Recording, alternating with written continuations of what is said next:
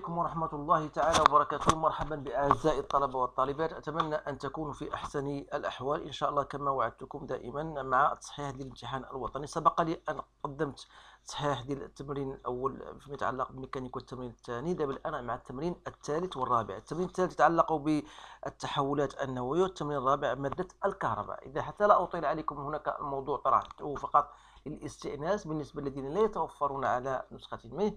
بالنسبة للطلبة الذين يتوفرون بطبيعة الحال عندهم الامتحان ديالهم يمكنكم تتبعوا معايا. إذا فوالا الموضوع هنا عندنا واحد قال لك لو دياغرام سي دسو دون كيلك نوكلييد appartenant à une famille radioactive. Donc من خلال المعطيات en exploitant le diagramme ci-contre, en justifiant le type de désintégration et reconnaître le nucléide X. Deuxième question, on vous donne une désintégration du bismuth en thallium, écrire l'équation de désintégration, déterminer l'énergie libérée. Troisième question, on vous donne soit une source radioactive contenant un instant t égal à 0, 1, 0 nombre de noyaux radioactifs du bismuth, et un instant donné t1, le nombre de noyaux est formé égal à n1. Montrer que l'expression de la demi-vie du 1t1 demi du bismuth est comme suit, comme vous voyez devant vous. Et vous allez bien sûr calculer cette valeur en minutes. Et en ce qui concerne l'électricité, vous avez voilà un schéma, un dipôle RLC. Tantôt, on va charger le condensateur et tantôt, en deux, on va faire le contraire, c'est-à-dire نقوم بعملية التفريغ. إذا دائما من خلال المعطيات خاصك تعرف كيفاش exploiter la courbe. Donc je vous laisse le soin de lire convenablement les différents types de questions. Donc vous avez à déterminer l'équation de en fonction soit de UR soit en fonction de UC, et vous allez bien sûr exploiter les deux courbes pour en ressortir les différentes valeurs bien sûr. Alors je vais passer directement à la réponse de ce genre de questions, donc en passant par les questions concernant les désintégrations en chaîne. Alors premièrement, donc si vous remarquez d'après votre schéma qu'on vous a donné, alors en exploitant le diagramme, identifiez en justifiant le type de désintégration. Donc, ici, vous avez le plomb, donc la désintégration, vous avez plomb, donc 82, 212. Donc, la désintégration 1, on vous donne le bismuth, 83 et 212. Vous remarquez bien sûr que le nombre A n'était pas varié, seulement le nombre Z qui s'est augmenté. C'est-à-dire qu'il faut ajouter, il s'agit bien d'une désintégration bêta moins. Alors, pour trouver ce X, qu'est-ce qu'on va dire? On a le plomb 82, 212 et passe bismuth 83, 212 plus X, bien sûr, Z, A. Donc, en appliquant la loi de Soddy, vous aurez ici 82 plus Z. Et vous avez 212 égale 212 plus A. C'est-à-dire que Z égale à moins 1 et A égale à 0. Donc X c'est moins 1, 0. Donc c'est bien le positron. Donc voilà, moins 1, 0. Alors, question 2. On va passer à la question 2. Donc on va dire écrire l'équation de désintégration. Donc on a la bismuth, donc il passe, voilà, thallium 81, 208. Donc vous pouvez mettre X pour trouver. Donc c'est l'hélium bien sûr, 2, 4, c'est très facile. Donc voilà, 2 plus 81 c'est 83, 4 plus 208 c'est 212. Donc il s'agit bien de la désintégration alpha. Donc voilà l'équation. Donc déterminer l'énergie libérée. Donc l'énergie libérée, c'est quoi? C'est delta M C2 en valeur absolue. Donc c'est, je peux l'écrire, c'est la masse du bismuth moins la masse de thallium plus la masse de alpha. Le tout, bien sûr, fois C2. Donc vous allez faire votre application. Donc vous avez 211, 99, 12,86 moins 207, 98, 20, 19 plus 4, 0, 26, 0, 3, tout ça, vous allez multiplier par 931,5. Donc j'ai trouvé que cette énergie libérée égale 6,2 ميجا إلكتروفولت. أتمنى أن يكون جوابي صحيح. إذا بالنسبة للسؤال الموالي, vous avez à t égale à 0, vous avez un certain nombre de noyaux qui est égal à 2,84 10 à la puissance 20, et à un temps donné t1 égale à 15 minutes, vous avez un certain nombre n1.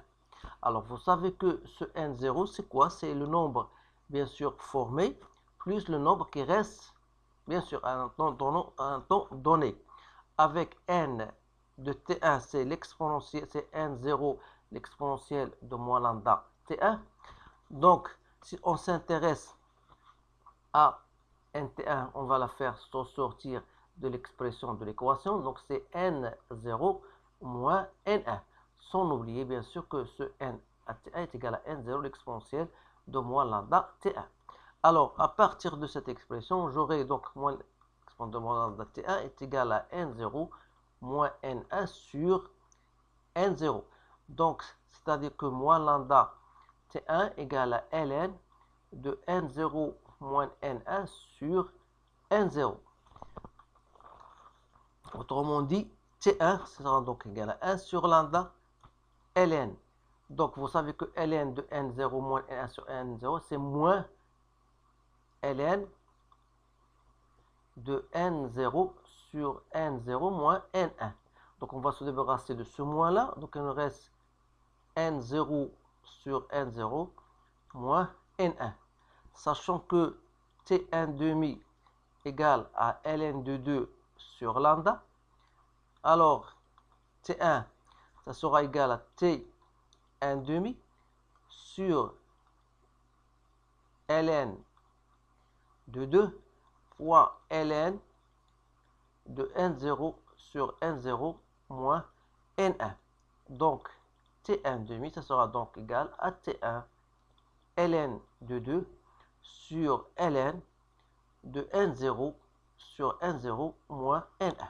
Et vous aurez bien sûr votre expression. Il suffit de faire votre calculatrice pour la calculer en minutes. Je pense que c'est très facile. Essayez de la refaire avec votre calculatrice. Alors je passe maintenant à l'exercice concernant l'électricité. Donc ici vous avez un dipôle RLC. Première des choses, on va mettre l'interrupteur à la position 1, c'est-à-dire on va charger notre condensateur. Alors pour déterminer en utilisant l'additivité de tension, c'est-à-dire on aura UR plus UC égale à E, sachant que Q égale à CUC et UR égale à RI, c'est-à-dire que I égale à DQ sur DT, soit DUC sur DT. Donc, c'est-à-dire que DUC sur DT égale à quoi? Est égal à I sur C, soit UR sur RC. Alors ça, on aura besoin bien sûr. Donc si j'essaie de faire la dérivation de cette expression-là, ça va me donner DUR sur DT plus DUC sur DT égale à 0. Donc je garde bien sûr DUR, donc j'aurai DUR sur DT. Alors DUC sur DT, c'est UR sur RC, donc c'est 1 sur RC UR égale à 0, d'où bien sûr mon équation.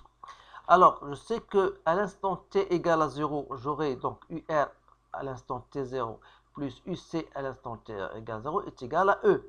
Comme UC égale à 0, donc ça veut dire que UR à l'instant égale à 0, c'est bien égal à E. Et d'après notre graphe, c'était bien égal à 5 volts. Donc, vous pouvez revenir à votre graphe. Alors, je passe maintenant au temps taux. Toujours à partir de notre graphe, c'était égal à 5 microsecondes.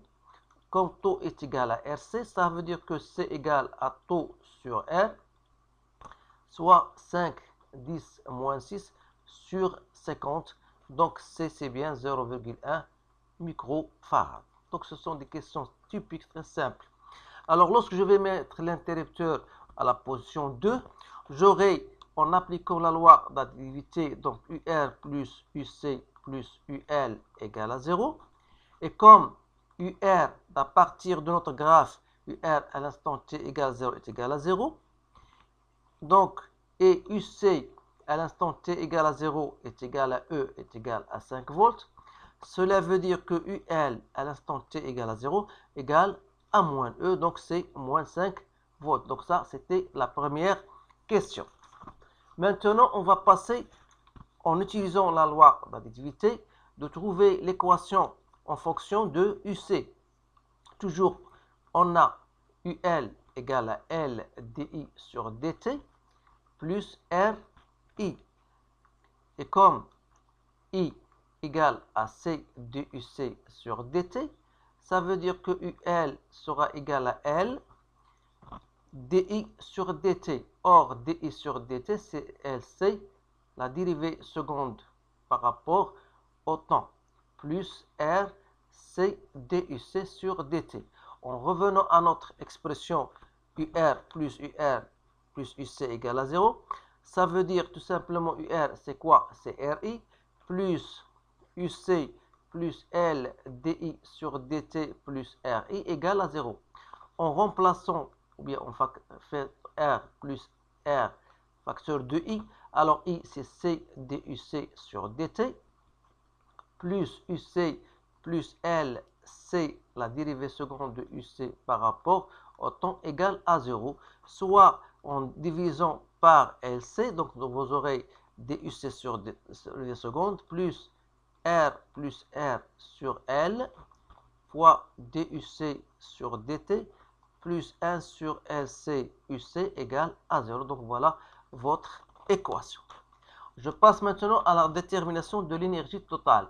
Donc l'énergie totale, c'est la somme de l'énergie emmagasinée par le condensateur plus l'énergie magnétique, donc soit 1 demi CUC au carré plus 1 demi LI au carré.